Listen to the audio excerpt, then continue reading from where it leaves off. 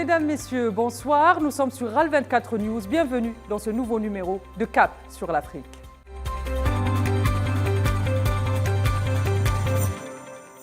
Comme vous le savez, avec mes invités, nous tentons d'expliquer les questions africaines. Et pour ce numéro, je vous emmène au Burkina Faso.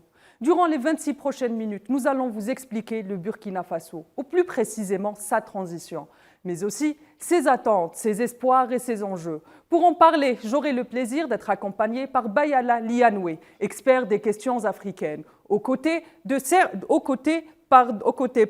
Ouattara Hervé, président du mouvement citoyen africain pour la Renaissance. Ils me rejoignent depuis Ouagadougou. Bonsoir, messieurs. Ravi de vous avoir avec moi ce soir. Bonsoir. Oui, bonsoir Sinam, bonsoir à tous les téléspectateurs de RAL24. Nous allons entamer notre sujet aujourd'hui. Et pour entamer cette question, je commence par le mouvement qui a traversé le pays en 2014. Du 28 octobre au 1er novembre, le Burkina Faso est secoué par un mouvement citoyen sans précédent. Il est important au point où les Burkinabés le nomment la deuxième révolution du pays. Je commence avec vous, Hervé. Pourquoi est-ce que le mouvement de 2014 est central pour comprendre la situation actuelle du Burkina Faso? Alors, merci. Je vais rectifier. Je ne suis pas actuellement je suis le président d'honneur et il y a un coordinateur national du mouvement citoyen africain pour la Renaissance CAR. Alors, je profite de votre micro pour non seulement vous remercier, mais également avoir une pensée vers ces personnes qui sont aujourd'hui touchées par l'île terroriste. Comme vous le savez, mon pays est traversé on va en parler de l'abcès sécuritaire qui touche le Burkina Faso. Donc, revenons en 2014, déjà de Blaise Compaoré, plus de 30 ans au pouvoir. Et en 2014, déjà, il ambitionnait encore de renouveler le mandat et s'éterniser au pouvoir. Alors, j'allais dire la grande mobilisation en 2014, c'était juste pour dire non à cette forfaiture, mais également aussi, c'était le besoin aussi, vous voulez, l'aspiration d'un peuple qui voulait quand même rompre avec les anciennes méthodes pour engager le pays vers, j'allais dire, une démocratie active, participative, une démocratie qui également allait donner la chance à tous les jeunes burkinabés de pouvoir se réaliser et de pouvoir espérer de participer, j'allais dire, au renforcement des institutions et bien d'autres. Bayala, à la lumière de ce que vient de nous dire Hervé, quel est le rôle justement de la jeunesse dans la construction du Burkina Faso? Alors, c'est un rôle actif parce qu'il a été consacré très visible en 2014. Et en 2014, cette jeunesse était épuisée par un règne sans fin de M. Blaise Compaoré, un règne dont les acquis principaux étaient l'impunité. Les acquis principaux étaient l'assassinat primordial de Thomas Sankara, le calcinage des journalistes de la trame de Norbert Zongo, l'un des journalistes les plus influents du XXe siècle pour le continent africain. Et donc, la jeunesse a refusé d'être passive. Elle est passée à la phase de la prise en main de son destin et elle a décidé depuis l'époque, et je parle sous le couvert de Hervé Ouattara, qui est un grand frère que je connais et avec lequel nous avons partagé assez de plateaux de lutte et assez de mobilisation populaire.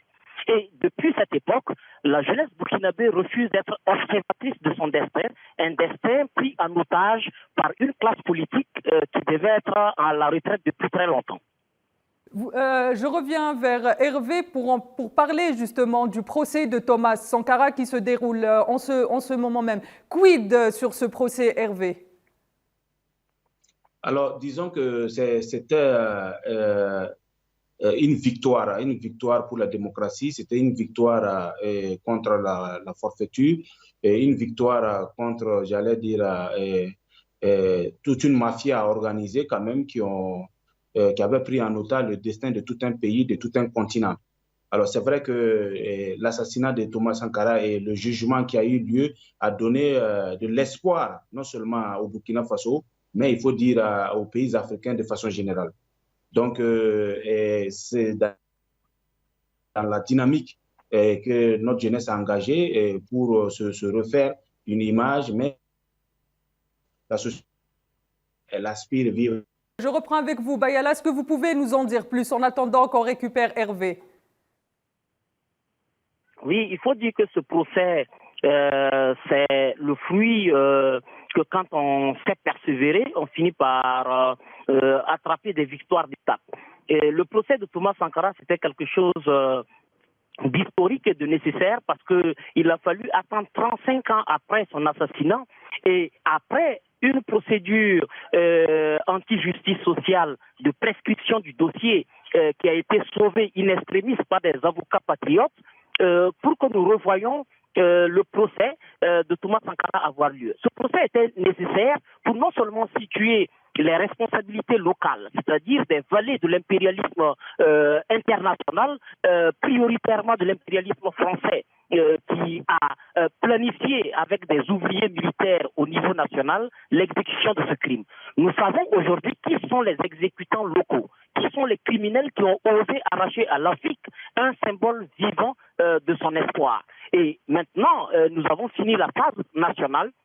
Nous attendons d'ouvrir la page internationale du procès afin que les criminels drapés des couleurs des droits humains, des valeurs dites de la démocratie et de tout ce qui va avec, notamment la France, puissent être mis devant un examen de conscience de ces pratiques criminelles en Afrique et qu'elles ne puissent pas s'échapper aussi facilement après avoir été une des instigatrices maîtresses de ce crime crapuleux-là. Et c'est finalement amené tout le complot international de la CIA en passant par les services secrets français et tous les acteurs qui ont été impliqués à avoir en ce sens quelle est la part de responsabilité des acteurs internationaux.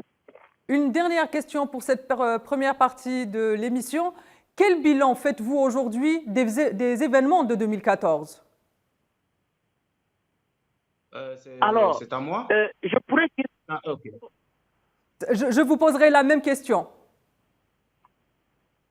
Je commence avec vous, Bayala.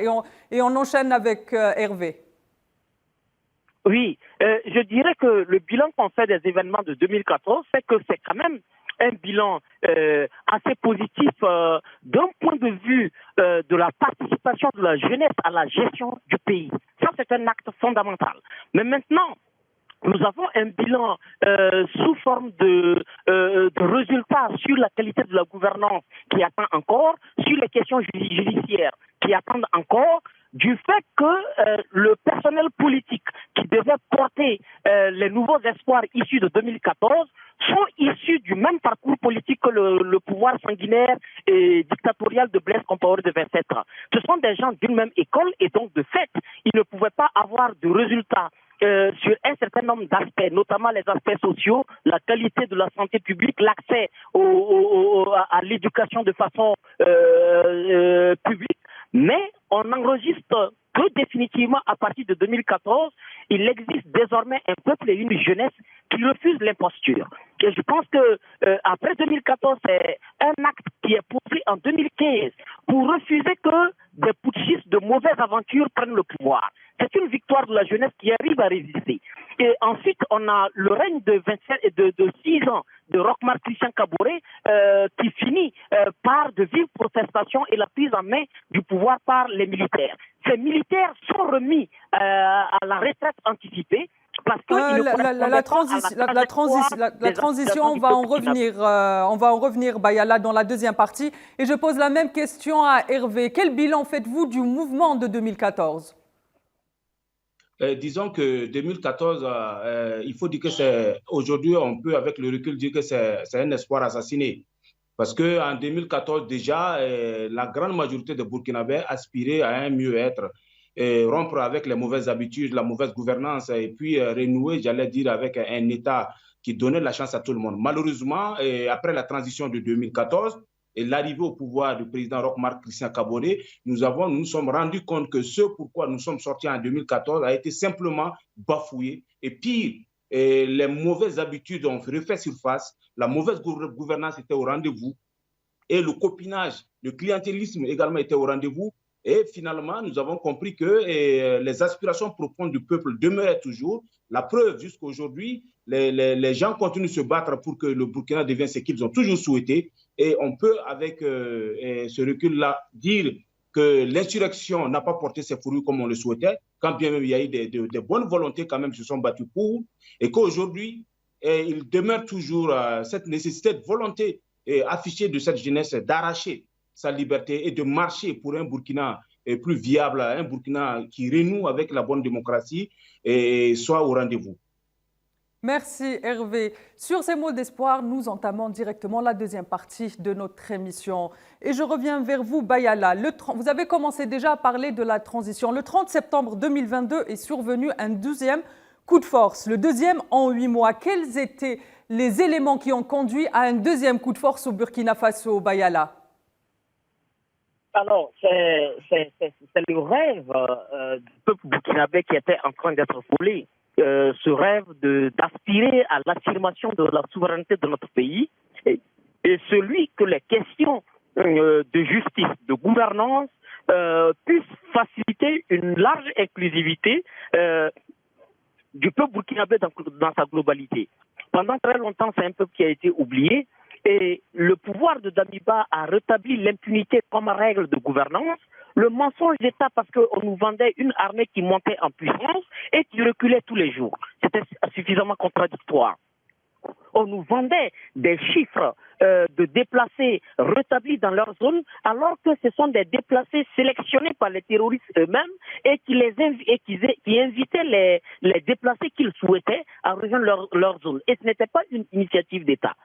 Ce mensonge d'État, l'escalade de violences publiques contre les citoyens qui portaient la voix. Moi-même, j'ai été victime d'une agression militaire de ce pouvoir parce que mon véhicule a été incendié. Un citoyen militant a été emprisonné parce qu'il a tenu des propos véridiques vis-à-vis du chef de l'État. Donc, on peut dire que c'est la continuité. Est-ce qu'on peut dire donc c'est la continuité de l'impunité du régime de Blaise Compaoré au final qui a fait que ce coup d'État ait eu lieu une deuxième fois au Burkina Faso? Oui, il y a vraiment eu un rétablissement du règne de Blaise Compaoré et des valeurs rétrogrades avec lesquelles il gouvernait. Et bien évidemment, vous avez observé avec nous le retour en fanfare sur son d'impunité de Blaise Compaoré alors qu'il était condamné par notre justice à la peine maximale qui est la peine à vie. La presse, je reviens vers vous, Hervé, la presse burkinabé parle du soutien du peuple burkinabé à cette deuxième partie de la transition. Qu'en est-il sur le terrain, Hervé? Brièvement. Oui, effectivement, il faut reconnaître que le capitaine Ibrahim Traoré est arrivé comme un messie en griffe, il faut le dire comme ça, pour certains, qui sont jusqu'à aujourd'hui dans la rue quand même pour réclamer non seulement pour certains le départ de la France, mais pour d'autres la bonne gouvernance et une autre façon de gérer la question sécuritaire. Comme vous le savez, l'avènement de Damiba a été perçu comme une grosse erreur, comme une grosse arnaque, dans la mesure où, quelque part, il était vu comme celui qui était venu pour restaurer Blaise Compaoré. Donc, c'était celui-là qui était considéré comme un traître au finish. Et donc, l'arrivée d'Ibrahim Traoré a été vu comme un acte, je veux dire, le coup d'État de 30 septembre a été vu comme un acte salvateur. Du coup, un acte qui devait permettre non seulement de lutter efficacement contre le terrorisme, mais de recadrer certaines dérives, mais en plus de faire en sorte que le Burkina puisse renouer avec, j'allais dire, sa souveraineté, son indépendance et tout. Voilà pourquoi la rue aujourd'hui est très animée et vous entendrez des voix s'élever aujourd'hui contre certaines diplomaties, certaines chancelleries, parce que l'heure est venue pour certains que le Burkina aujourd'hui soit considéré comme un pays totalement souverain. Justement, on va revenir à ce point. La rue burkinabé refuse la présence française sous toutes ses formes. Mais l'Hexagone, de son côté, explique cela comme étant des manipulations les manipulations russes. Est-ce qu'aujourd'hui, le Burkina on peut dire que le Burkina est mûr pour choisir ses partenaires, pour choisir ses alliances? Bien sûr, il faut dire que le Burkina est un pays souverain depuis 1960. ce qui n'est pas concevable aujourd'hui qu'un autre pays souverain puisse dicter sa façon de voir, sa culture, et même, j'allais dire, ses habitudes à un autre État qui se dit souverain. Il y a quand même un problème. Ce que les gens reprochent aujourd'hui, ou si vous voulez, c'est que les populations africaines reprochent aujourd'hui à la France, c'est ce comportement paternaliste, ce comportement de donneur de leçons. Et j'allais dire aussi cette façon ce comportement de pays colonisateur, hein, qui vient en grand maître et qui impose sa vision de développement aux États africains, qui impose sa vision économique aux États africains, qui impose des réformes structurelles aux États africains. Et au finish, quand on fait un bilan de 1960 à nos jours, on voit que la majeure partie de ces États n'ont pas véritablement évolué économiquement, politiquement et même militairement. Aujourd'hui, la jeunesse a évolué à une autre façon de voir les choses, à une autre lecture. Parce que pour la majeure partie de la jeunesse centrafricaine, malienne et burkinabé, et même nigérienne aujourd'hui, c'est que cette France aujourd'hui est à l'origine de tout ce que nous vivons aujourd'hui comme mot dans nos différentes sociétés. La meilleure façon aujourd'hui d'être vraiment souverain, c'est de rompre toutes ces alliances coloniales qui nous lient à la France et de pouvoir disposer de notre façon de développer et de réfléchir par nous-mêmes et proposer quelque chose pour notre pays. Je reste sur le point de la presse occidentale. La presse occidentale insiste beaucoup sur la présence du drapeau russe lors des manifestations que traverse le Burkina Faso de soutien à la transition ou de volonté de départ des forces françaises. Par contre, elles ne disent aucun mot sur la présence des portraits de Thomas Sankara et autres figures emblématiques du continent africain, par exemple. Bayala, pourquoi, à votre avis, on évite de parler de cette présence de feu Thomas Sankara dans les manifestations ou d'autres figures emblématiques du continent? C'est la géométrie variable. C'est là que les médias français, qui sont les porte-parole des autorités officielles du Quai d'Orsay et des Champs-Élysées, se montrent assez fantaisistes. Parce que ces déclarations-là sont le fruit d'une incapacité d'imagination, d'une incapacité de grandeur. Quand un peuple est capable par lui-même de comprendre qu'il y a 60 ans de distance entre un processus colonial et l'avènement d'une génération, de deux générations qui n'ont pas connu la colonisation et qui se souviennent de l'amertume de leurs parents qui se sont battus pour l'Europe, pour sauver l'Europe des hordes hitlériennes, et que une telle attitude est entretenue, ça engage la jeunesse vers un sentiment de fierté, un orgueil national à défendre. Et donc, quand on ignore la présence de Thomas Sankara à travers les imageries, on ignore les t-shirts, on ignore les slogans de Sankara pour se précipiter sur les quelques rares drapeaux russes, on est dans la manipulation. Ce que la France sait faire, tout ce qu'elle a toujours tristement su faire et mal fait, c'est toujours la manipulation. On se souvient du cas de la guerre de libération que l'Algérie a su dresser victorieusement contre ces hordes de barbares venus d'un pays soi-disant des droits de l'homme. Aujourd'hui, il est clair que la jeunesse africaine est arrivée à un stade de maturité. Qu'on le veuille ou qu'on le veuille pas, ce n'est pas le fruit d'une manipulation. Comment se fait-il qu'au moment où on voue aux gémonies la coopération avec la France, notre coopération sont saluées. Notre peuple attend et est heureux d'entendre que dans un processus d'Accra, il y aura un pays comme l'Algérie, il y aura un pays comme on l'appelle, comme le Nigeria, comme pays observateurs qui vont apporter leur appui en expertise militaire à nos forces pour apporter des réponses africaines aux problèmes africains. Pourquoi on ne dit pas à bas l'Algérie? Pourquoi on ne dit pas à bas la Russie? Pourquoi il y a 2 jours de cela, j'ai assisté à un festival qui fait la promotion de la coopération Burkina-Chine? Pourquoi on fait à côté de tout cela la promotion d'un certain nombre de coopérations et on ne fait pas la promotion de la coopération française? Bien évidemment, c'est une coopération qui a été l'une des pires situations qui soit arrivée à notre pays et qui a même bloqué son épanouissement et son évolution, sa prise de responsabilité. Quand la France, qui fait la promotion des droits humains, est capable de poser un acte criminel comme celui de refuser l'aide humanitaire aux populations maliennes, elle révèle son vrai visage. Elle se fait découvrir et elle entretient dans le cœur de la jeunesse africaine une volonté accélérée de se débarrasser d'elle. Et donc, ce n'est pas le fruit d'une manipulation. Il faut aussi arrêter cette infantilisation continue. Mais d'ailleurs, c'est tant mieux si la France n'arrive pas à actualiser son logiciel colonial et qu'elle reste dans les années 1850, c'est tant pis pour elle parce qu'elle n'a jamais évolué et elle n'a jamais eu dans son histoire un siècle de lumière qui l'aurait affranchi.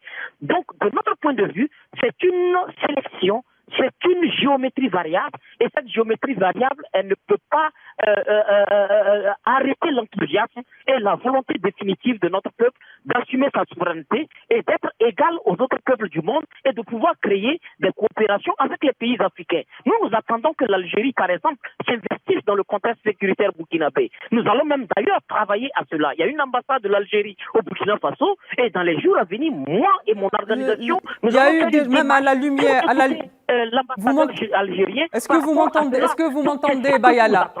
Allô, est-ce que vous m'entendez, Bayala? On va revenir à ce point, à la coopération interafricaine, en toute dernière question à la fin de l'émission. Et j'aurais une question pour Hervé. Vous avez commencé, Hervé, à parler tout à l'heure du terrorisme qui touche le Burkina Faso. Malheureusement, le Burkina Faso, comme beaucoup de pays dans la région sahélienne, est touché par cet abcès sécuritaire qui est le terrorisme. Pourquoi est-ce qu'aujourd'hui, le terrorisme est en train d'être accentué de telle façon que ce soit au Burkina Faso ou alors au Mali et d'autres pays encore? Qu'est-ce qui fait qu'il est accentué? Ok, merci. Vous savez que la question précisément du Burkina Faso, les autorités ont mis assez de temps pour se rendre compte que ceux qui nous attaquaient étaient issus de nos familles, étaient issus du peuple burkinabé. Et pendant très longtemps, nous avons travaillé, nous avons ignoré que l'insurrection armée qui était à nos frontières, qui était au sein même de notre population, était le fruit, d'un certain nombre d'injustices commises par nos propres autorités, et tant dans le cadre de la mauvaise gouvernance du moins, et même dans la réalisation des infrastructures. Il arrive qu'il y a des zones, par exemple au Burkina Faso, et si vous prenez au niveau au Sahel, au nord, à l'est, il y a des localités où à un moment, ils ne se sentaient plus burkinabés. C'est des personnes qui avaient du mal à avoir accès à l'eau potable, qui avaient du mal à avoir de l'éducation, comme par exemple les enfants qui se trouvent dans la capitale et qui avaient du mal à être sécurisés par la police et la gendarmerie parce que l'effectif militaire ou même si vous voulez des FTR de façon générale n'arrive pas à couvrir les 8000 villages que compte le Burkina Faso. Et du coup, il y a eu ce sentiment de frustration qui a grandi pendant longtemps, qui a aussi été entretenu par les différents groupes, les différents katibas que nous avons connus, aussi vous voulez par les différents groupes terroristes, que ce soit l'IGS ou même Al-Qaïda, et qui a aujourd'hui donné le résultat que nous connaissons. C'est vrai que nous avons pris du temps pour nous rendre compte que... Est-ce que vous essayez de dire que la jonction entre le terrorisme et le sous-développement ne doit qu'être faite? Bien sûr, puisque aujourd'hui, c'est parmi ces populations les plus démunies que les terroristes arrivent aujourd'hui à recruter massivement les adeptes. Voilà, et vous vous rendrez compte que beaucoup sont aujourd'hui terroristes, soit parce qu'ils sont très pauvres, soit parce que leurs parents ont été tués, donc par vengeance, et soit parce que tout simplement, à un moment, on les a promis des choses qui leur permettraient de subvenir soit à leurs besoins, soit à résoudre un problème temporaire, et du coup, ils prennent les armes, soit par le fait religieux, parce qu'on les a promis, par exemple, un paradis. Voilà, donc il y a quand même plusieurs formes qu'on trouve aujourd'hui dans ces rangs-là. Mais ce qu'il faut retenir, c'est que la majeure partie de ceux qui sont au Burkina Faso, qui sont enrôlés, sont pour la plupart des gens qui sont issus des milieux pauvres, des milieux démunis, qui sont issus des localités très pauvres et très reculées du Burkina Faso, qui ont un problème aujourd'hui d'accès à la capitale, aux soins de santé primaire et autres. Donc, qui ont un problème de logement, qui ont également même un problème de nourriture et tout. Donc, c'est un fait réel et que si aujourd'hui nous devons un jour poser un diagnostic sérieux et combattre ce phénomène, c'est que nous devons prendre en compte le dimensionnel. Merci, très bien. Merci Hervé. C'est la fin de cette émission. Je remercie mes invités qui m'ont accompagné tout au long de ces 26 minutes. Je vous donne rendez-vous la semaine prochaine pour un nouveau numéro de Cap sur l'Afrique et une nouvelle question africaine.